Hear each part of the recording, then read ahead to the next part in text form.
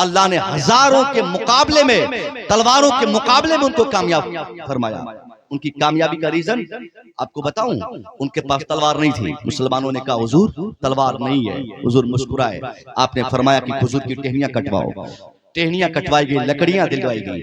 हम और आप होते और मुफ्ती साहब आपसे कह दें कि चल रहा है कहीं मैदान जंग में और तुम सबको खजूर की टहनियां पकड़ा देता हूं या लकड़ी दे देता हूं, तुम लोगों को जंग लड़ रही है। आप मुफ्ती साहब से कहेंगे हजरत आप अपनी जंग अपनी पॉकेट में रखिए, जंग लड़वाना हो तो मुझे तोप दीजिए, मुझे गन दीजिए, मुझे तलवार दीजिए, मुझे हथियार दीजिए, मुझे वेपन दीजिए। मैं क्यों मरने जाऊं हजरत, वहां तलवार है और मैं लकड़ी संभालूं। लकड़ी से तलवार के मुकाबले में हम कब तक लड़ेंगे, ये हमारी सोच होगी, हमारा जवाब होगा। मगर अल्लाह की कसम मुसलमानों को जरा गौर कीजिए, उन 313 के अंदर अल्लाह का खौफ और रसूल से मोहब्बत और रसूल की बातों पर एतमाद किस कदर था उनको कि उन 313 ने कहा हुजूर दिया जाए। तलवार की जगह पर खजूर की टहनियां काट के दी गई। मुसलमानों के लिए खजूर की टहनियां है और जब मुसलमानों ने टहनियां घुमवाई तो तारीख बताती है कि मैदान जंग में लोहे की तलवार के मुकाबले में खजूर की टहनियां चलाने वालों ने जब टहनियां चलाई तो तारीख बताने वालों ने बताया है कि थोड़ी ही देर में लोहे की तलवार वाले हार गए और लकड़ी वाले कामयाब हो गए। ये कामयाबी किस चीज की थी? ये अल्लाह के खौफ से सरशार होने की बुनियाद पर उनको अल्लाह ने इस कदर कामयाब फरमाया कि खजूर की टहनी बज़ाहिर देखने में थी मगर उसी लकड़ी में अल्लाह ने ताकत लोहे की अता फरमाई। सुभान अल्लाह, सुभान अल्लाह। आप भी अपना ईमान मजबूत करें। ये सबसे पहली चीज हमारी ये थी कि आप अपने ईमान को मजबूत करें। ईमान मजबूत कैसे होगा? अल्लाह पर भरोसा मजबूत करें, अल्लाह पर भरोसा करें। जिस रब ने आपको ईमान की दौलतें दी है, जिस रब ने आपको पैदा किया है, कोई माई का लाल आपको भगा नहीं सकता जब तक आपका रब नहीं चाहे कि आपको कोई नुकसान हो। रब को खुश करें, दुनिया को खुश करने के चक्कर में न रहे। अल्लाह के घर को आबाद करें, दुनिया को आबाद करने के चक्कर में न रहे। अल्लाह के रसूल के घर को आबाद करें। आज मदरसों की अगर बात की जाए, मुसलमानों की दिलचस्पी आज सबसे ज्यादा स्कूलों की तरफ, कॉलेजों की तरफ, दूसरे इदारों की तरफ। यही ईमान की कमजोरी देखिए। हमारा बेटा अंग्रेजी बोले ठीक है, हमारा बेटा कुरान ना पढ़ पाए, कुरान नहीं पढ़ेगा कोई दिक्कत नहीं, अंग्रेजी नहीं बोल पाएगा परेशानी हो जाएगी। ये बेटा क्या पढ़ता है, अंग्रेजी में 2-4 वर्ड मीनिंग भी याद नहीं है। उस बच्चे को नमाज की नीयत याद है नहीं, बाप नहीं सोचता। उस बच्चे को सूरह फातिहा याद है नहीं, बाप नहीं गौर करता। उस बाप का दिमाग ये फैसला करता है कि नहीं मेरा बेटा अंग्रेजी बोलना होगा उनको, मेरा बेटा मैथमेटिक्स पढ़े, मेरा बेटा साइंस पढ़े। मैं साइंस और मैथमेटिक्स और अंग्रेजी की मुखालफत नहीं करता, मगर आपने जो अपने बेटे को मैथ साइंस फिजिक्स पर तवज्जो दिलाई है, कितने बेटे आपके डॉक्टर बने जरा बताइए, कितने बच्चे मैथ पढ़ के आपके इंजीनियर बने, आपको बताना होगा। बायोलॉजी पढ़ के आपके बच्चे कहां तक कामयाब हुए। बायोलॉजी पढ़ने वाले को हमने साहब रिक्शा चलाते देखा, हमने साइंस पढ़ने वाले को हमने मूंगफली बेचते देखा, हमने साहब फिजिक्स और मैथमेटिक्स पे तवज्जो देने वाले को हमने बिरयानी बनाते देखा, बिरयानी बेचते देखा। कहां गई बाहर है? बाप तो बोलता था हजरत मेरा बेटा डॉक्टर बनेगा, पैसा कमाएगा। 5 साल पढ़ाया, उसके बाद खुश हो गया, चला गया बिरयानी बेचने के लिए कहीं। और कामयाब वही आलिम है जो मदरसे में 5 साल पहले पढ़ा था, आज फारिग हुआ है, किसी मस्जिद का इमाम बनकर बादशाहत का मजा ले रहा है। ये मदरसे की बात है। आपने किसी एक मौलवी को अगर आप जानते हो तो आप मुझे बताएं जो मौलवी बनने के बाद परेशान हो। और मैं कॉलेज के 50 लोगों के नाम बता सकता हूं जिनके सपने थे कि मैं आईएएस बनूंगा, जिनके सपने थे मैं आईपीएस बनूंगा। अच्छा ये बताइए कि आईपीएस का एग्जाम होता है, यूपीएससी का एग्जाम होता है, 50 लाख के ज्यादा फॉर्म पढ़ते हैं। 50 लाख है बेटा सुनो, 50 लाख फॉर्म पढ़ते हैं। नीट का एग्जाम होता है, 50 लाख लोग फॉर्म भरते हैं। उन 50 लाख में से कितने कामयाब होते हैं? 1000, 1500, 1500, 2000, इससे ज्यादा कामयाब नहीं होते। और बाकी सब चना बेचते हैं, बाकी सब दूसरे कंपटीशन की तैयारी करते हैं, दिल्ली भाग जाते हैं, नाकाम होकर ग्रेजुएशन करने के बाद रिक्शा चलाते हैं। अब वो नाकामी है, मगर मदरसा आपका इतना शानदार रिजल्ट दुनिया को देता है कि कायदे से 2 साल अगर इसमें कोई तालीम हासिल कर ले, ये मदरसा उसको कभी चना नहीं बेचवाएगा, ये मदरसा उससे कभी रिक्शा नहीं चलवाएगा, ये मदरसा उससे कभी मूंगफली नहीं बेचवाएगा। ये मदरसे में पढ़ने की बरकत होगी कि वो कहीं दुकान खोल के चौराहे पे रोड के किनारे किसी ग्राहक का मुंह नहीं तकेगा, बल्कि कायदे से 2 साल ईमानदारी से जो शख्स अपने को मदरसे के हवाले करता है, अब मदरसा उनको इतना शानदार रिजल्ट देता है कि उनको कहीं नौकरी और गुलामी नहीं करनी पड़ती, बल्कि उसके लिए फिर कोई ना कोई मदरसा या कोई ना कोई मस्जिद की चटाई आवाज देती है कि तू दिल्ली मत जा, तू बंगाल मत जा, तू हरियाणा मत जा, तू मदरसा आ जा, तू मस्जिद आ जा, मेरा इमाम बन जा, दुनिया भी पाएगा आखिरत भी पाएगा। बाबा दारे तकबीर, दारे रिसालत, दारे वसीयत, बस लगे आला हज़रत चश्मे दस्तार हदी, दारे हैदरी जिंदाबाद जिंदाबाद। ये भाई साहब स्पेशल इसी काम के लिए जाने जाते हैं। इनका काम है वो अपना काम कर रहे हैं, हमारा जो काम है हम कर रहे हैं, आपका जो काम है आप कर रहे हैं। मुफ्ती साहब का काम मेरी तकरीर होने के बाद शुरू होगा। मुफ्ती साहब किबला माशाल्लाह थोड़ी देर के लिए घबरा गए थे, मैं घबरा गया था, मैं वापस जा रहा था, चूंकि मेरे साथ सिचुएशन ऐसे हैं। और मुफ्ती साहब ने फरमाया कि आप आएँ, नौजवान तैयार हैं। वाकई में जो मोमेंट में देख रहा हूँ आप लोगों में सुनने में जो बेदारी है, अगर मुझे पता रहता है तो 12 बजे दिन ही में आ जाता। बड़े अच्छे लोग हैं माशाल्लाह, मुफ्ती साहब से मोहब्बत करते हैं। एक गाड़ी किसी को लेने के लिए जाती है स्टेशन, मुझे लेने के लिए 2-2 गाड़ियां चली गई, 2 गाड़ियां चली गई, ये इनका हुक्म है माशाल्लाह। इसके लिए मैं नौजवानों का शुक्रगुजार हूँ कि अपने आलिम की इतनी इज्जत करते हैं। मगर ये बात आप उलमा के करीब जाएं, कुरान की तालीमात पर तरजीह है। कुरान नहीं पढ़ेगा बेटा माँ बाप की खिदमत नहीं करेगा, कुरान नहीं पढ़ेगा बेटा ज्यादा अंग्रेजी के चक्कर में रहिएगा, दीन की तालीम से आप दूर हो जाइएगा। और जब दीनी तालीमात से आरास्ता नहीं होंगे समाज उजड़ जाएगा, माहौल खराब होगा, जनाजा पढ़ने वाले नहीं मिलेंगे, कुरान पढ़ने वाले नहीं मिलेंगे। इसलिए मदरसों को बचाने के लिए जरूरत इस बात की है कि उलमा का एहतराम किया जाए, उलमा की इज्जत की जाए। आज अगर एक आलिम की आप इज्जत करेंगे 50 लड़के आंखें फाड़ के देखेंगे कि वाह मैं तो कॉलेज में बेकार मैं अपना वक्त जाया कर रहा हूँ, ये अगर मैं आलिम बनता तो मुझे भी इज्जत मिलती, मैं मौलाना बनता तो कुर्सी मिलती, मैं मौलाना बनता तो मुझे पगड़ी मिलती, मैं मौलाना बनता तो माले चढ़ते, मैं मौलाना बनता तो तनख्वाह अच्छी मिलती। इसलिए अपनी औलाद को आप भी मदरसों में पढ़ाएं, पहले आलिम बनाएं। आपका बेटा पहले आलिम बनेगा उसके बाद कॉलेज में जाएगा। खुदा की कसम अगर आपने अपने बेटे को मदरसों में पढ़ाकर कॉलेज में भेजा, कभी ना आपको पैसे की कमी होगी और ना कभी उस बच्चे से आपको कभी कोई तकलीफ होगी। नौजवान आज हमारे माँ बाप को तकलीफ देने से नहीं चुकते। डॉक्टर है बेटा, बाप की इज्जत नहीं करता, इंजीनियर है बेटा, बाप की इज्जत नहीं करता, माँ क्या है उसकी मोहब्बत क्या है नहीं जानता, अलग दुनिया अपनी बना लेता। मगर मदरसे के किसी मौलवी के ताल्लुक से आज तक ये खबर नहीं सुनने को मिली कि किसी मौलवी साहब ने अपनी माँ या अपने बाप को त्याग देकर अपनी दुनिया अलग बनाई। दुनिया में कौन सा इदारा है जो आपको तरबियत देगा इस चीज की कि आप वालिदैन की इज्जत करें, उनका एहतराम करें? कॉलेज कभी बताएगा? नहीं बताएगा। दीनदारी क्या चीज होती है कॉलेज बताएगा? नहीं बताएगा।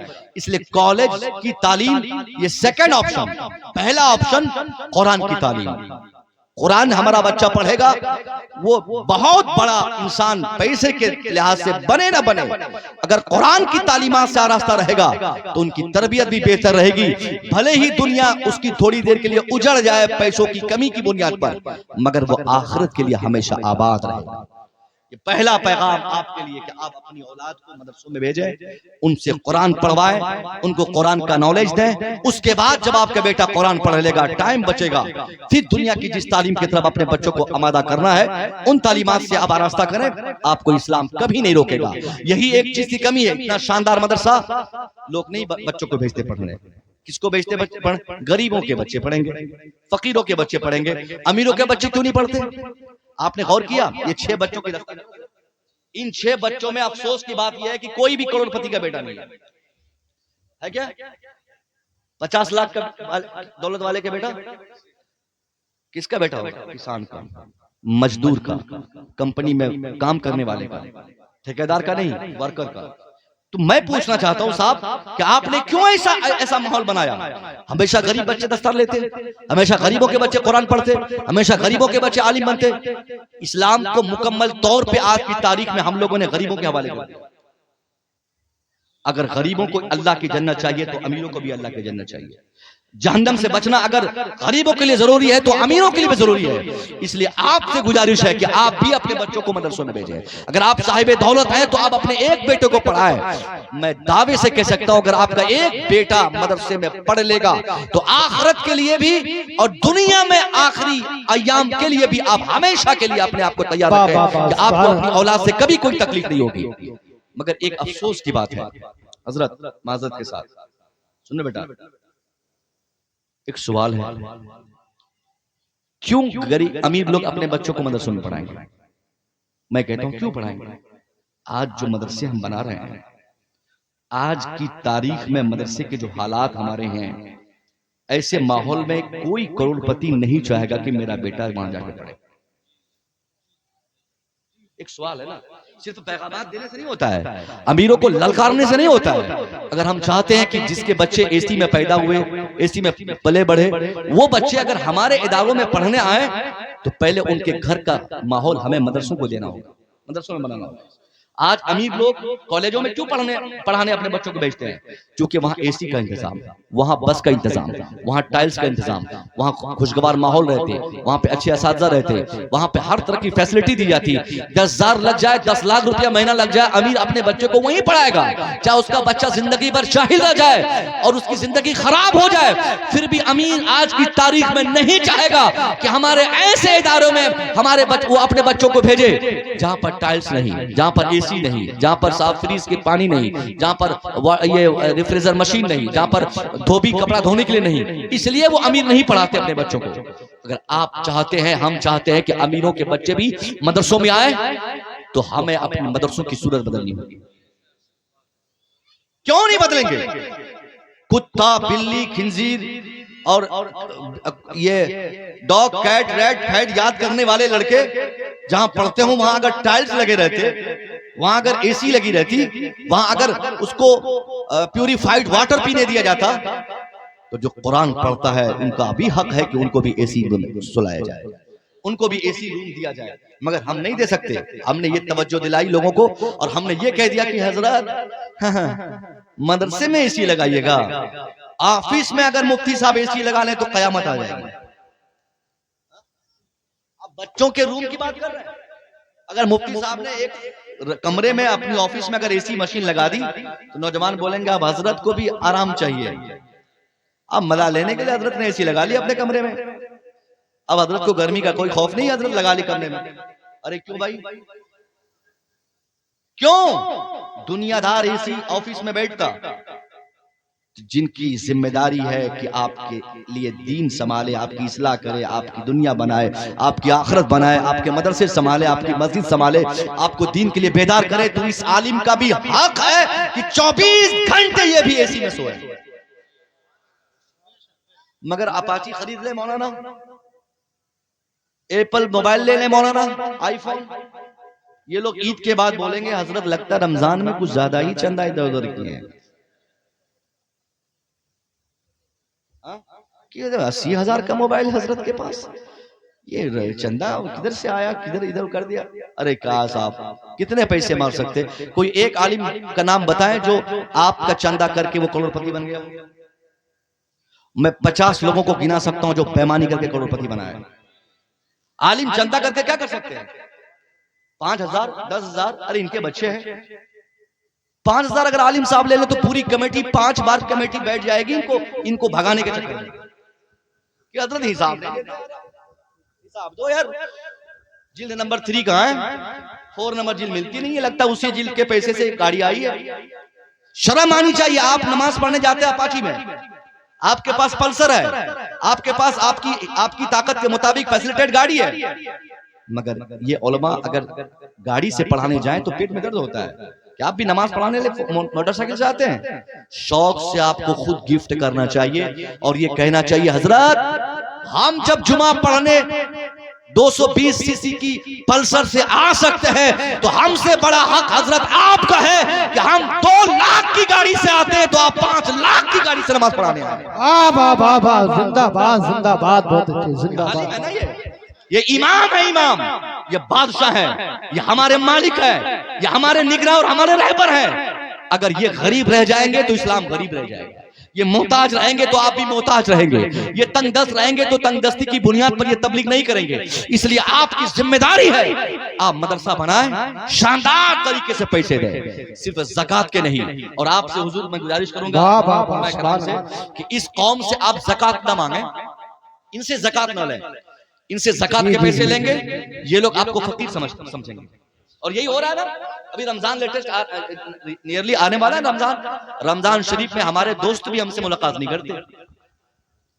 रमजान के बाद ईद की सिवैयां खाने के लिए फोन करके बुलाते, मगर रमजान में वो खुद मेरा फोन नहीं उठाते, वो जानते कि मौलाना फिर रसीद काट देगा। मौलाना की रसीद से इतना डर लगता है कि ट्रेन में एक साहब बता रहे थे अजमेर शरीफ जा रहे थे, हालांकि मैं चुटकिला बोलता नहीं हूं, लेकिन हजरत मुस्कुराए तो सोचा कि मुस्कुराना चाहिए। तो एक साहब अजमेर जा रहे थे, बहुत भीड़ थी, उसने क्या किया जल्दबाजी में ट्रेन पे बिगड़ टिकट चढ़ गए। टीटी बाबू आ गए, का टिकट, बोला मेरे पास नहीं है। का फिर क्या होगा, का पर्ची नहीं कटेगी तेरी, का कितने की, बोला 1500 रुपए की पर्ची कटेगी। बोला मेरे पास तो पैसे ना हो। बोला कटेगी, का काट दो। का क्यों काटते हो पर्ची? बोला मुझे सरकार ने भेजा इसी काम के लिए कि जो बगैर टिकट का दिखे उनकी पर्ची काटनी चाहिए, तेरी पर्ची कटेगी 1500 की। तो मौलाना साहब चूंकि अजमेर जा रहे थे और अजमेर से उनको गुजरात निकलना था चंदा के लिए, रसीद और महर सब झोली में थे हजरत के। हजरत ने भी अपनी रसीद निकाल ली।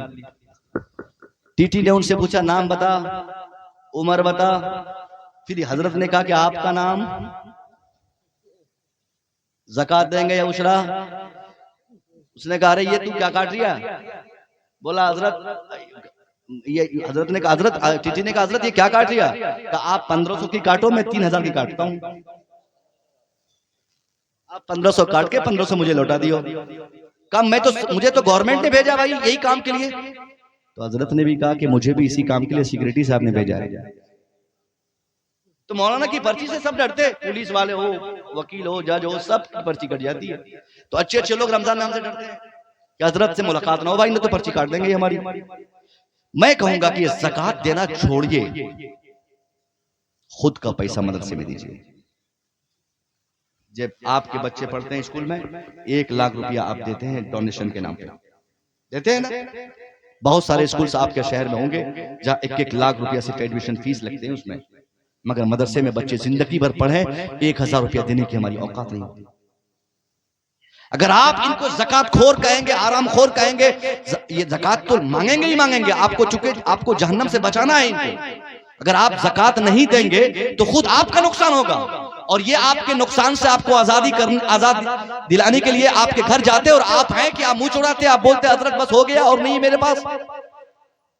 ज़कात गरीबों में बांटे जाते हैं, जब आप लोग गरीबों में नहीं बांटते तो हम मदरसे वाले ज़कात लेते हैं, ताकि आप ज़कात से बरी जिम्मा हो जाए। फिर उस पैसे को शरई एतबार से यहाँ जायज करके उसको इस्तेमाल में लाए जाते हैं। डायरेक्ट ज़कात के पैसे हम उलमा की तनख्वाह में खर्च नहीं करते हैं।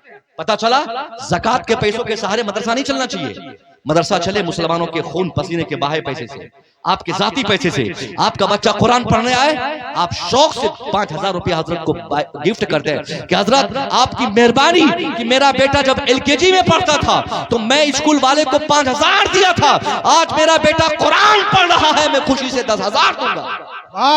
सुभान अल्लाह जिंदाबाद। जब ये पैसे आने लगेंगे फिर मदरसों में भी टाइल्स लगेंगे, फिर मदरसों में भी AC लगेगी। ये सारी बातें इसलिए मैं सुना रहा हूं ताकि आपका मदरसा अच्छा बने, बेहतर बने और ज्यादा से ज्यादा पढ़ने वाले बच्चे वहां आए। फिर हम कहेंगे अमीरों से कि अब साहब अब आइए, जो फैसिलिटीज स्कूल में है, जो तालीम स्कूल में है, जो माहौल स्कूल में है, जो इन्वायरमेंट स्कूल में है, जो सहूलियात स्कूल में है, जो मुराद स्कूल में है, जो मुराद कॉलेजेस में है, वो सारी फैसिलिटीज, सारे मुराद अब आपको मदरसों में दस्तयाब होंगे।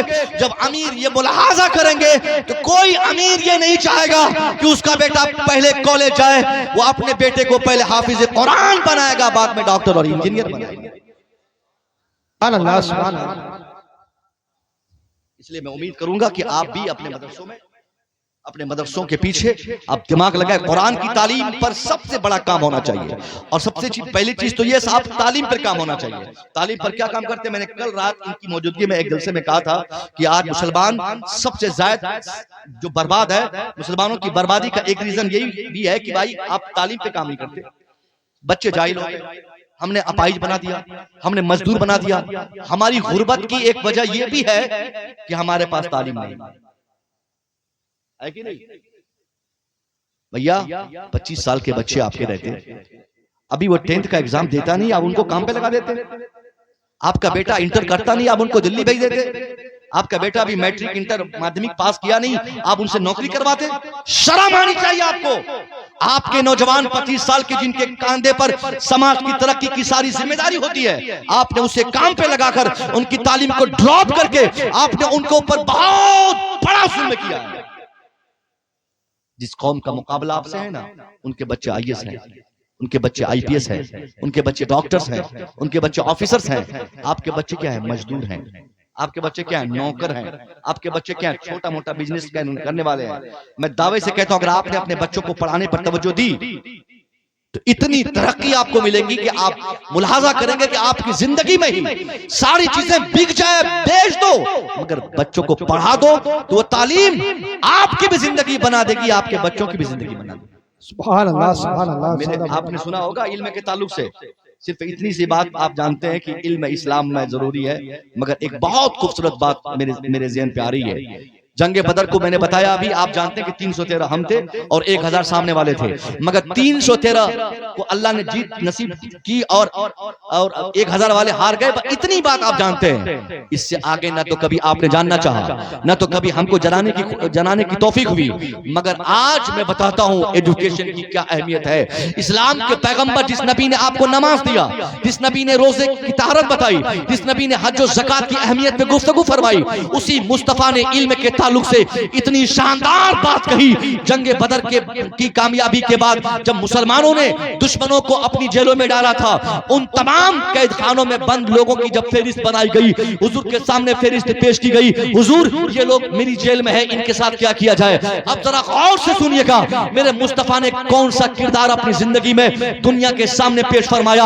आपके सामने आपके दुश्मन आपकी कैद में, आपकी जेल में मौजूद है। मुस्तफा करीम से मशवरा हो रहा है, हुजूर इन दुश्मनों का क्या किया जाए। इसने हमारा हाथ काटा, इसने किसी ने हमारे ऊपर तलवार थाना, कोई आपके मिशन की रुकावट के लिए मेहनतें की थी, सरकार अब इनके साथ क्या किया जाए। सरकार दो आलम इतने बाख्तियार थे, आप सिर्फ इशारा कर देते कि इन दुश्मनों को लटकाओ, इनका भी हाथ काटो, इनकी भी जबान काटो, इनका भी सर काटो।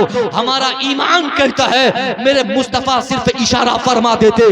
मुसलमान इस कदर जोशीला थे उस वक्त कि मुसलमान मुस्तफा करीम के इशारा पाकर न सिर्फ आपकी जेलों में बंद कुफार को की गर्दनें कटती, बल्कि दुनिया में जहां जहां मुसलमानों के दुश्मन छुपे होते, इस्लाम के पैगंबर के इशारे पर इस्लाम के पैगंबर के दीवाने उनको खोज खोज कर उनकी गर्दनें मार देते।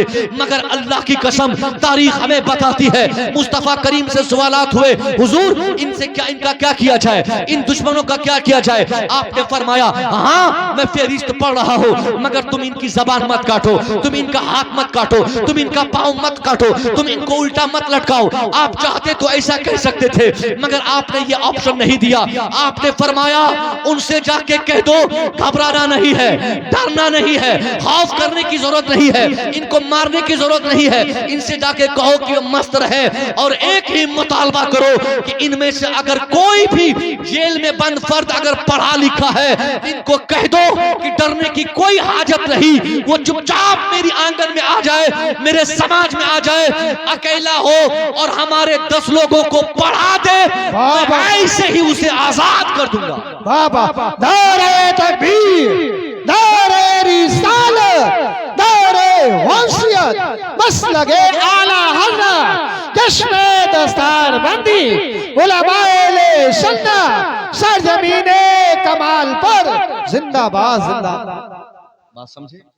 मेरे नबी ने क्या कहा, दुश्मनों से दुनिया में कौन ऐसा बदला लेता है साहब दुश्मन को पकड़ने के बाद तो हम उसका सामान छीनते हैं ना। 100 रुपया किसी के पास हमारा बचा रहे और 1 साल के बाद मुलाकात हो जाए तो हम उनकी चाबी छीन लेते हैं कि पहले पैसे दे फिर जाना यहां से।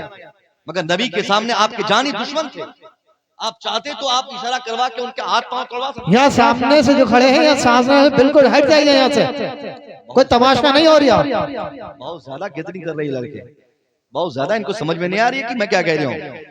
अरे मैं इनके काम की बातें कर रहा हूँ भाई। तालीम की क्या अहमियत है, मेरे नबी ने दुश्मनों से पढ़ना जरूरी करार दिया और आपने फरमाया था, आपने कहा कि इन दुश्मनों को कह दो कि डरना नहीं है, इनसे पैसे नहीं लिए जाएंगे, इनको मारा पीटा नहीं जाएगा, वो चुपचाप मेरे यहाँ आए, हमारे 10 लोगों को पढ़ा दे, हम मुफ्त में छोड़ देंगे।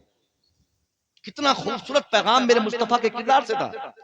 अब जिस पैगंबर ने पूरी दुनिया के सामने इल्म की अहमियत पर इतना जबरदस्त किरदार पेश किया हो, उसी पैगंबर के मानने वाले अगर जाहिल रह जाए तो अफसोस की बात है। अगर उसी नबी के मानने वाले अगर अनपढ़ हो तो यह अफसोस की बात है। इसलिए मुसलमानों, आज की इस महफिल से एक सबसे बड़ा पैगाम आपके लिए है कि आप सबसे पहले तालीम पर तवज्जो दें। दूसरा काम, अपने बच्चों की तरबियत पे भी तवज्जो दें। तालीम भी हो और तरबियत भी हो। आज तरबियत की सबसे ज्यादा कमी हमारे समाज में है। मुसलमानों के बच्चे गांजा पीते, शराब पीते, भांग खाते, शरारत करते, डकैती करते, बदमाशी करते, चोरी करते, सारी बुराई हम करते। क्या फर्क रह गया? क्या कर रहे हैं आप? क्या हो गया नौजवानों आपको?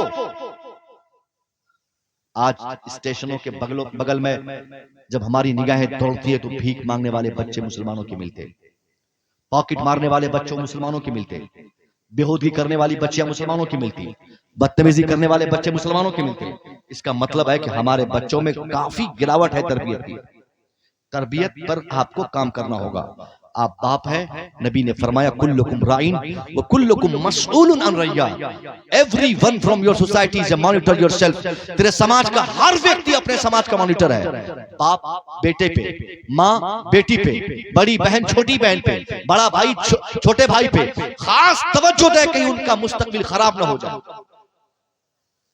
एक दादा, एक बड़े बुजुर्ग थे, रो रहे थे नमाज के बाद। गुफ्तगू नहीं होनी है। वो रो रहे थे। बच्चों ने कहा दादा आप क्यों रो रहे हैं? आप क्यों रो रहे हैं? कहा बच्चे मेरी मौत मुझे याद आ रही है। कहा दादा इसमें क्या नया है? अगर आपको मरना है तो हमें भी तो मरना, हम क्यों कहां रोते, फिर आप क्यों रोते? कहा मेरे बच्चे मैं मुझे मौत का खौफ नहीं है, मौत के बाद जो सवालात अल्लाह हमसे करेगा उन सवालात से मैं डरता हूं, वो सवालात से मैं डरता हूं। कहा दादा इसमें हैरत की क्या बात है? सवालात मुझसे भी होंगे, दादी से भी सवालात होंगे, दादा से भी, ये अम्मी से भी होंगे, अब्बा से भी होंगे, फिर वो लोग नहीं रोते हैं, सिर्फ आप क्यों रोते हैं? जबकि वो बुजुर्ग नमाजी था, वो बुजुर्ग हाजी था, वो आबिद शबे जिंदादार था। उसने कहा मेरे बच्चे सच है कि सवालात तुमसे भी होंगे, सवालात मुझसे भी होंगे, मगर तेरे सवालात में और मेरे सवालात में जमीन और आसमान का फर्क है। ए मेरे बेटे, तुमसे तेरा रब सिर्फ तुम्हारे बारे में पूछेगा। मैं इसलिए रो रहा हूं कि मुझसे मेरा सवाल तो होगा ही, मगर मेरे सवालात के साथ साथ तुम जैसे बदमाश और बदतमीज औलाद के बारे में जो अल्लाह पूछेगा, इन्हीं चीजों को महसूस करके मैं रो रहा हूं कि मैं अल्लाह को क्या जवाब दूंगा। इसलिए अगर आप बाप हैं तो आपकी जिम्मेदारी है कि आपके बच्चे ना बिगड़े। अगर आप दादा हैं तो आपके बच्चे ना बिगड़े। अगर आप बड़े भाई हैं तो आपकी क्योंकि आप अच्छे रहेंगे तो इसका ऑटोमेटिकली असर आपके बच्चों पे पड़ेगा। एक बुजुर्ग जिसके पास सिर्फ कोई सामान नहीं, सिर्फ एक बेटी, 30 साल की बेटी है, 80 साल का बूढ़ा है, बेटी भी भूखी है, बाप भी भूखा है। 3 दिन हो गए बेटी कुछ पकाई नहीं, बाप कुछ खाया नहीं। अब बेटी अपने बाप से कहती है अब्बा आप जाइए मार्केट काम करके लाइए, कहीं से रोटी का इंतजाम हो, कहीं से दाल चावल का इंतजाम हो। ए मेरे वालिद मोहतरम, इस तरह बैठे रहेंगे तो घर की खर्ची कैसे चलेगी? अब्बा आप काम करके लाइए ताकि मैं रोटी बनाऊं, चावल बनाऊं, सब्जी पकाऊं, हांडी चढ़े, चूल्हे जले। बाप का प्रेशर, बाप के ऊपर जब बेटी का प्रेशर पड़ा, एक दिन नमाज फजर के बाद वो बुजुर्ग झोली लिया और मार्केट काम की तलाश में चला गया। पूरा दिन मार्केट में काम खोजता रहा। शाम हो गई, वो बूढ़ा नाकाम होकर घर वापस आया। दरवाजे पर बेटी खड़ी होकर बाप की आमद का इंतजार कर रही थी कि अभी अब्बा झोली भरकर सब्जी लाएंगे, दाल चावल का इंतजाम होगा, खूब भर के पेट भर के आज खाएंगे, मजे से नमाज पढ़ेंगे, इबादत करेंगे। मगर बेटी क्या देखती है, शाम होने के बाद 80 साल का बूढ़ा बाप जैसे ही दरवाजे पर आया, बेटी की निगाह बाप की निगाहों से बाग में टकराई। बेटी पहले बाप की हाथ से लगी खाली झोली को मुलाजा करती है और कहती है, अब्बा आपने कोई काम नहीं किया, आपकी झोली खाली है, सब्जी नहीं है, दाल नहीं है, चावल नहीं है, राशन नहीं है, आपकी बेटी क्या पकाएगी, क्या खाएगी, रात कैसे गुजारेगी। बाप ने अपनी बेटी का बाजू पकड़ा और धीरे से उस अपने कमरे में ले गया और तकबीर, नारे तकबीर, नारे रिसालत, बस लगे आला हज़रत उलमा हज़रत अल्लामा मुफ्ती कमाल मुस्तफा अज़हरी। इश्क मोहब्बत, इश्क मोहब्बत, हमारे यार कमाल फरमाना जैसे आदमी हो जरा खुल कर बोलिए, नारे तकबीर, नारे रिसालत, बस लगे आला हज़रत, बस्ती बस्ती करिया करिया, नारे हैदरी जिंदाबाद। आप हजरात इत्मीनान सुकून से बैठ जाइए और ये जगह जो है सारी खाली कर दे और इधर आ जाए तो इंशाअल्लाह कारी साहब ने माकूल बैठने का इंतजाम किया है आपके लिए। देखिए, औलादे मुनाज़िर अहले सुन्नत, जानशीने शेर अहले सुन्नत, अब खुद ये शेर बन चुके हैं माशाअल्लाह। मैंने एक वीडियो देखी अभी कुछ दिन पहले, मैंने कल मुतालबा, मैं आपसे पूछा था ना कल हजरत कि हजरत के मदरसे का जलसा था, अल्हम्दुलिल्लाह अहले सुन्नत का इतना शानदार सितारा।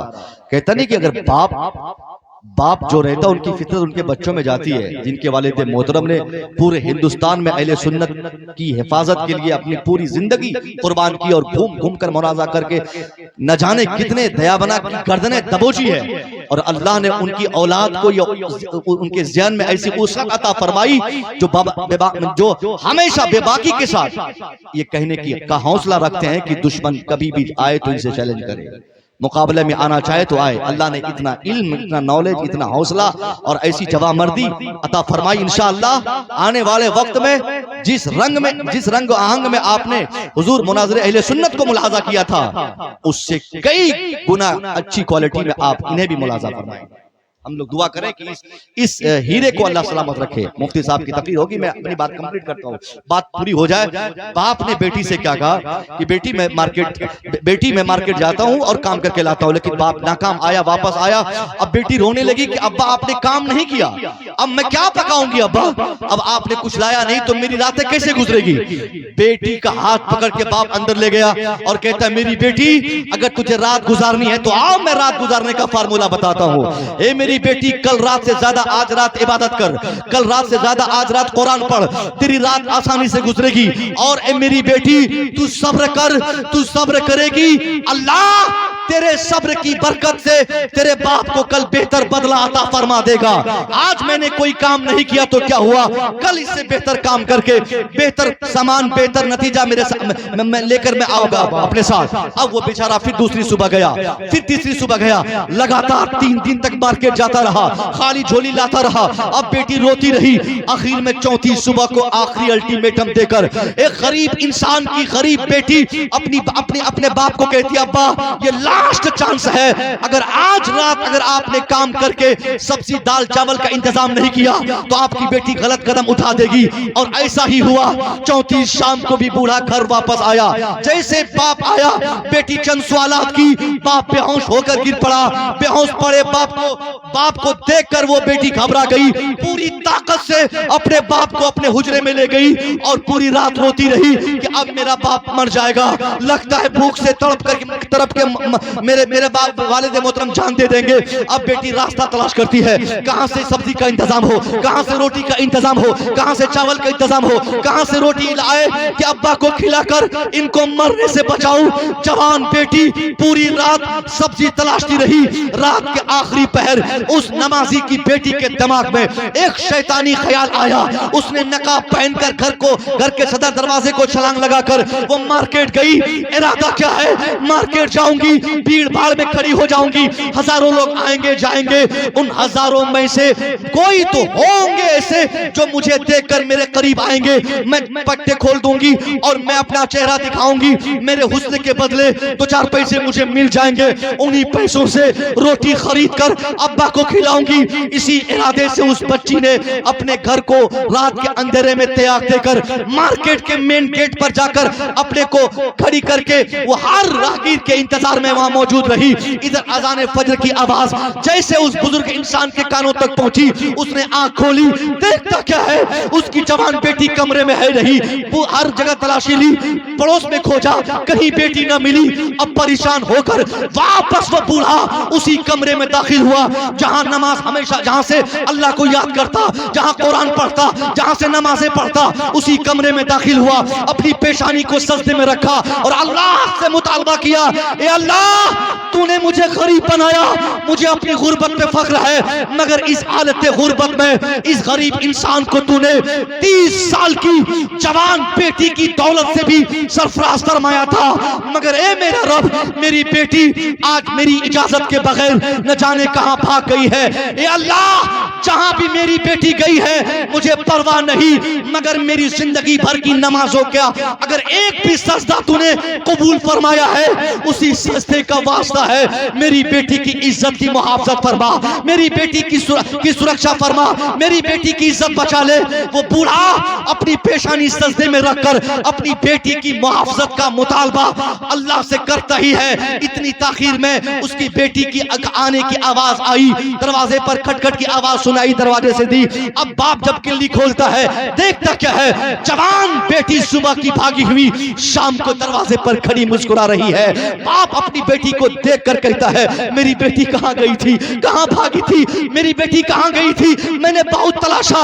वो बाप कहता है, इधर बेटी जवाब देती है, अब्बा कमरे में आइए सब बताती हो। ए मेरे अब्बा आप ईमानदारी से बताइए, जब से आपने मुझे पैदा फरमाया तब से कभी मैं आपकी इजाजत के बगैर कभी इस घर को त्याग दी थी? कहा नहीं मेरी बेटी, तू कभी मेरी इजाजत के बगैर नहीं गई, मगर आज किन जरूरतों ने तुझे बगैर इजाजत घर के मेन दरवाजे को क्रॉस करने पर मजबूर किया?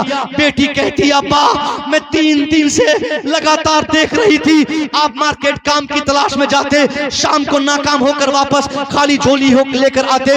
अब्बा मैं फैसला कर गई, मैं समझ गई कि आपके बुढ़ापे की वजह से कोई अक्लमंद इंसान आपको काम नहीं देता। मैं फैसला करती थी, मैं फैसला कर गई कि अगर ऐसे ही चलता रहा तो एक दिन अब्बा आप भी भूखे मरेंगे, मैं भी भूखे मर जाऊंगी।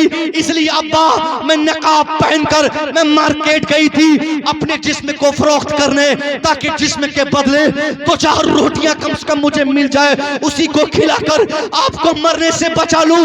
बाप जब इतना सुना, एक गैरतमंद बाप की गैरत ने पुकार के कहा, मेरी बेटी जल्दी से बता कितने लोगों ने तुझे टच किया, किन किन लोगों ने तुझे इस्तेमाल किया? बाप की बात सुनकर बेटी कहती है, अब्बा अल्लाह की कसम मैं गलत इरादे से मार्केट जरूर गई थी, मगर सुबह से शाम तक मार्केट के जिस दरवाजे पर मैं खड़ी थी वहीं खड़ी की खड़ी रह गई। अब्बा मैंने हजारों को आते देखा, हजारों को जाते देखा, मगर कोई मुझे क्या इस्तेमाल करता, किसी ने मेरी तरफ गलत निगाह उठाकर भी नहीं देखा। बाप कहता है, मेरी बेटी कैसे तुझे कोई गलत निगाह से देखेगा, क्योंकि मैं तेरा बूढ़ा बाप आज तक किसी की बेटी को गलत निगाह से नहीं देखा। वाह वाह वाह, जिंदाबाद जिंदाबाद। जब बाप दूसरों की बेटी की इज्जत करेगा, उसकी बेटी की इज्जत की मुहाफजत अल्लाह गैब से फरमाएगा, और भाई दूसरों की बहन की इज्जत करेगा, उसकी बहन भी दूसरों की निगाहों बदनिगाही से महफूज रहेंगी। इसलिए आपसे तरबियत का यही मुतालबा है कि तरबियत कोई चैप्टर नहीं है कि 2-4 किताबें पढ़ा दी जाए, 2-4 पन्ने रटा दिए जाए तो तरबियत का नॉलेज आपको हो जाएगा। आपकी पूरी जिंदगी, हमारी पूरी जिंदगी हमारी आने वाली नस्लों के लिए, हमारे बच्चों के लिए तरबियत है। हम अपनी जिंदगी में जिस तरीके से अच्छाइयां पेश करेंगे वो तमाम अच्छाइयां हमारी औलाद पर मुरत्तब होंगी। इसलिए यही तरबियत के उसूल है कि आप और हम सीधा बन जाए, नेक बन जाए, इसके असरात हमारी औलाद पर मुरत्तब होंगे, इसी से समाज बनेगा। तौबा कीजिए हम सब, अस्तगफिरुल्लाह रब्बी मिन कुल्लि ज़ंबि व अतूबु इलैह। अस्सलामु अलैकुम।